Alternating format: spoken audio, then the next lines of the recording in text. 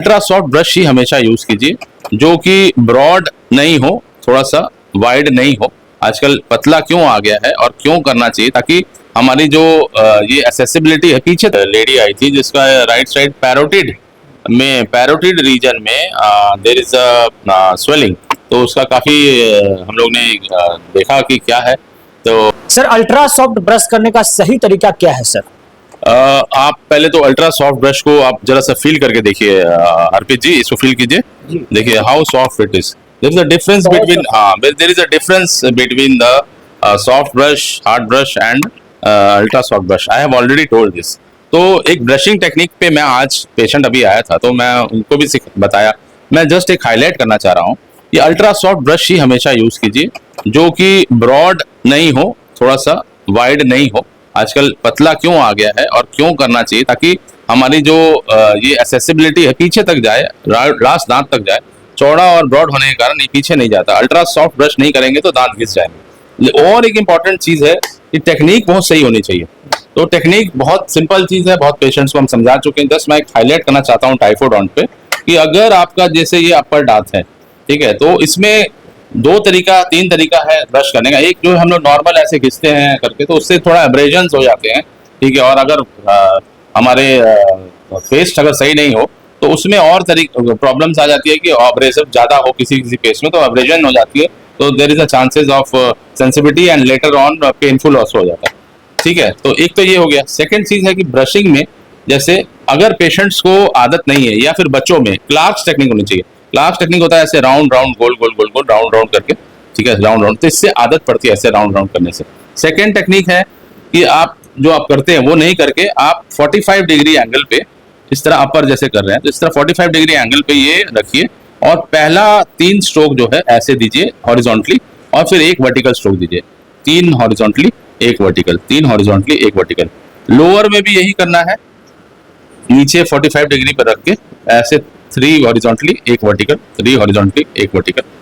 अभी डिफरेंस क्या है, अगर हम अपर एंटीरियर के पैलेटल साइड और लोअर एंटीरियर के लिंगुअल साइड करते हैं तो इस तरह ब्रश नहीं रख के हम लोग को ऐसे ब्रश करना चाहिए, ठीक है। अपर में भी जो है ऐसे करना चाहिए।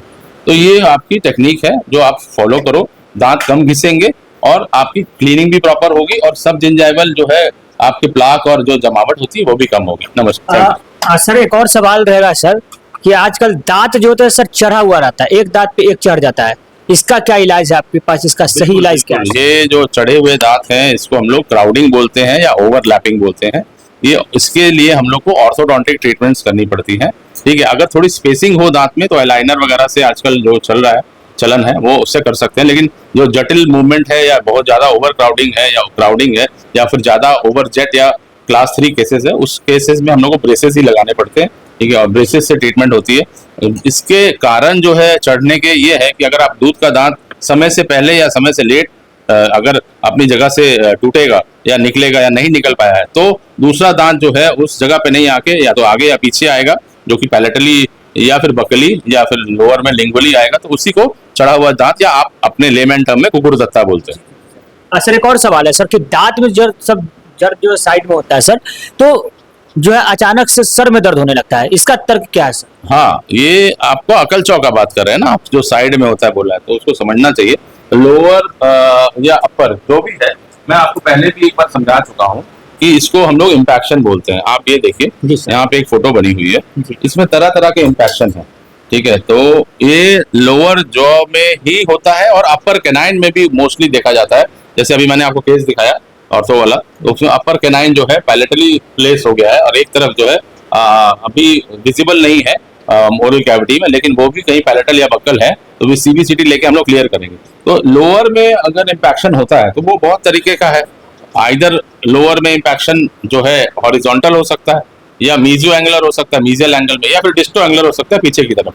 तो ये जो केस है ये एक वर्टिकल का सबमर्ज केस है, ये डिस्टो एंगुलर हो गया, ये हॉरिजॉन्टल हो गया और ये आपका वर्टिकल और इसके बीच हो गया। ये सारी चीजें बहुत इंपॉर्टेंट इसलिए हैं कि इसमें सिर दर्द तो होता ही है, रेफर्ड पेन हो जाता है, लास्ट दांत जो है उसको जगह नहीं मिलती है, जबड़े छोटे हो गए हैं आजकल खान पान और जंक फूड और जेनेटिक्स और इसके कारण, तो ये एक रीजन है। प्लस जब पीछे का दांत पुश करता है 7 नंबर दांत पे, वो 8 नंबर दांत होता है और जगह नहीं होती है, तो रेफर्ड पेन जो है कान में, सिर में होता है। ये आपका रीजन है। एक और चीज मैं बताना चाहूंगा, इसकी कॉम्प्लिकेशन बहुत सारी हैं। अगर हमने समय से लोअर विजडम दांत को, अकल चौक को ट्रीटमेंट नहीं किया, it can land up to the swelling, simple pericoronitis, infection of the gums, और लेटर ऑन सिस्ट, ट्यूमर वगैरह भी बनाते हैं। अगर आपका एक बार क्लियर हो गया कि you have to go for extraction या surgical treatment of wisdom teeth, जो कि जगह नहीं है और आपकी एज भी पार होगी और आपको 3, 4, 5 बार एपिसोड्स हो चुके हैं पेन के और स्वेलिंग के, तो you should get it done as early as possible. Thank you. Sir एक और सवाल रहेगा सर। सवाल ये है सर कि सर सवाल ये है कि बहुत लोग जानना चाहते हैं कि डॉक्टर मनदीप सिंह जी के क्लिनिक में, जैसे जो कमजोर लोग हैं, जिनके पास आर्थिक कमजोरी है, जो पैसे नहीं है, जिनके पास ठेला रिक्शा वाला, जो लोग चाहते हैं कि हमारी दांत अच्छी हो और अच्छा दांत के लेकर सपना देखते हैं, तो उनका सपना को साकार डॉक्टर मनदीप सिंह कैसे करेंगे? इसमें कोई डॉक्टर मनदीप सिंह नहीं है, इसमें हमारी पूरी टीम है। हमारे अंदर ये बैठा हुआ है, हमारे पेरेंट्स और हमारे गार्जियन ने हमारे बताया हुआ है कि आप अपना काम करो। और जो भी हमारे दादा खास करके, वो बहुत ही सहज आदमी थे। यहीं पे हमारे डॉक्टर साहब, डॉक्टर से आफ्टर पार्टीशन यहीं पे उन्होंने ज्वाइन किया था गुलजार बाग में, ठीक है। तो वो उनका जो सिखाया हुआ, मेरी दादी जी का सिखाया हुआ है कि गरीबों को हमेशा हेल्प करो। मेरे चाचा, मेरे ताया जी, मेरे फादर साहब सब हम लोग को यही हिदायत देते हैं कि जिससे आपने पैसा लेना है वो लो, लेकिन जो गरीब आदमी उसको आउट ऑफ वे जाके हेल्प करो। मैं बहुत हम्बली ये बोलना चाहता हूँ, मेरे से जितनी कोशिश होती है मैं करने की कोशिश करता हूँ, और उन लोग के लिए स्पेशल ये द्वार खुला है हमेशा हमेशा के लिए। आप मैं हाईलाइट तो नहीं, आपने वो नहीं बताना चाहता, लेकिन कल ही 2 पेशेंट आए थे पूरे दिन में, कल 3 ही पेशेंट आए हैं, फिर भी हमारे पास ये था दिमाग में, ये लेबर आ गया शाम में, तो हमने आउट ऑफ वे जाके, उसको बहुत पेन था, उसको दर्द के इंजेक्शन भी लगाए, दवाई भी दी, उसको बोला तुम अभी दांत निकलवा लो, कोई बात नहीं, जब पैसा होगा देना, नहीं होगा तो कोई बात नहीं। तो उसको कहीं जाना था और सारे इंजेक्शन दवाई दिया, वो आज अभी 1 घंटे में आ रहा है। उसका हम लोग दांत जितना वो दे सकेगा, नहीं भी देगा तो हम लोग करेंगे, कोई दिक्कत नहीं। और सबके लिए द्वार खुला हुआ है, हम्बली बोल रहा हूँ, बहुत सहज तरीके से। और बाकी जिनके पास पैसा है वो प्लीज पैसा देके काम कर रहा है, ठीक है। और जो बीच के मीडियोकर हैं उनके लिए हमारी तरफ से काफी डिस्काउंट है। डेंटल प्रोडक्ट बहुत महंगे होते हैं, ये सबको पता होना चाहिए, उसके बाद भी आउट ऑफ वे जाके we will help, don't worry. Sir और डेंटल केयर में ऐसा क्या विशेष सुविधाएं देते हैं अपने मरीजों को? देखिए, डेंटल के तो सारे काम होते ही हैं, ठीक है। डेंटल में मैं बहुत बार बता चुका हूँ कि हम प्रोस्थेटिक का दांत बनाने से लेके स्माइल मेकओवर से लेके इम्प्लांट्स के भी काम कर रहे हैं। इम्प्लांट्स के केस काफ़ी अच्छे और गुड रिजल्ट्स आ रहे हैं। हम लोग सिलेक्टेड केसेस करते हैं, लेकिन फिर भी कुछ पेशेंट्स हैं जो फुल माउथ भी इम्प्लांट करा रहे हैं, तो that is also in the lineup and workup. तो इसके अलावा अलग से जो है जो सर्जरीज की तो आप देख ही रहे हैं, अभी भी सर्जरी का एक पेशेंट आ रहा है, he has been referred from Begusarai, and कल परसों एक पेशेंट आपने कवर भी किया था जो नालंदा से आया था। तो सर्जरी के जबड़ा से लेके और आपके स्वेलिंग हो गया या किसी चीज़ का गांठ हो गया या सिस्ट हो गया, ट्यूमर हो गया, ये सारी चीज़ें हम लोग कर रहे हैं। एक और पेशेंट आपके जस्ट आने के पहले एक लेडी आई थी जिसका राइट साइड पैरोटिड रीजन में देयर इज अ स्वेलिंग, तो उसका काफ़ी हम लोग ने देखा कि क्या है, तो उसमें डायग्नोसिस करने की कोशिश की। उसने NMCH में दिखाया था, वहाँ थोड़ी सुविधा कम थी, तो किसी ने रेफर कर दिया था यहाँ पे। तो उसमें हम लोग ने डायग्नोसिस करने के बाद कुछ इन्वेस्टिगेशन कराया, अल्ट्रासाउंड कराया, तो हमें दिखा कि देयर इज अ स्वेलिंग है जो कि एक ट्यूमर का रूप ले रही है, पर्टिकुलर साइज का था, तो वो प्लियोमॉर्फिक एडिनोमा का ज़्यादा चांसेस है। We have asked her for MRI of the particular region कि कितना बड़ा है, क्या है, और सॉफ्ट टिश्यू है तो MRI था, और CBCT भी लेने का कोशिश किया गया कि बोन कितनी इन्वॉल्व है, नहीं है।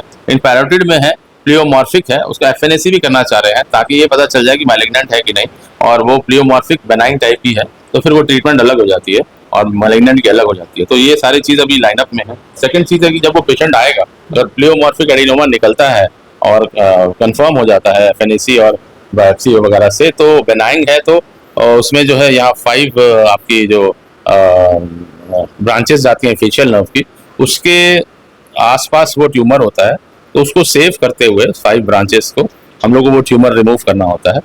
We are planning to do with plastic surgeon and ENT surgeon के साथ, क्योंकि देयर इज अ बिट, ये नहीं कि मैं रेगुलर नहीं करता हूँ, इसलिए मैं उस पर नहीं जाना चाह रहा हूँ अलोन, टीम बना के we will do that case definitely, and वो पेशेंट को काफ़ी हमारे पे बिलीव है, तो we will try our best और उसका ट्रीटमेंट करेंगे।